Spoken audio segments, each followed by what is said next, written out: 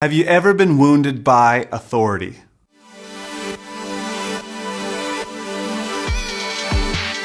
Hey everybody, Justin here with the 2 Minute Tuesday. And this past week we continued in a series we've been in entitled Wounded.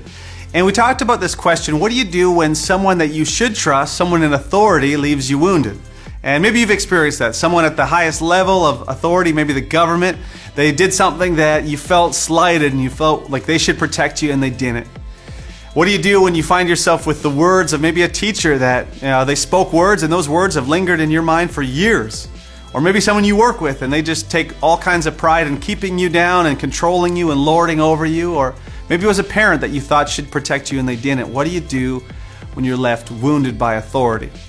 And we looked at the story of David. And David's one of the most famous kings in the Bible. And we find him in this story at the lowest point in his life. He's stuck in a cave, fighting for his life. He's literally running for his life, and he has a dream of what he believes God has said he's going to be, and yet a reality that's far different from that. And maybe you've been there before. You've been in a place where it seems like you have a dream of what your life should look like and could look like, and yet your reality is way different than that. What do you do?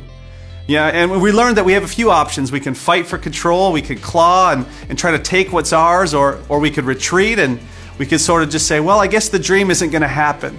Or there's another option. And I love David because David, he teaches us this other option. He says, God, in Psalm 57, he says, God, have mercy on me, for in you I take refuge. And we were reminded that what that meant was that for him it was this reminder that those wounds and that past actually didn't have to define his future. It could propel him, but it didn't define him. And he's reminded that he could actually choose to take on this new refuge, to come under this new covering. And under this new covering, it was a reminder that God is actually the one who's been fighting for him. He always has been. And that he doesn't have to fight for control. He doesn't have to give up on the dream, but he could trust that there's a God who's been fighting for him. And so my hope for you today is that you would actually know this same truth, that you would trust that there's a God who's fighting for you. He always has been.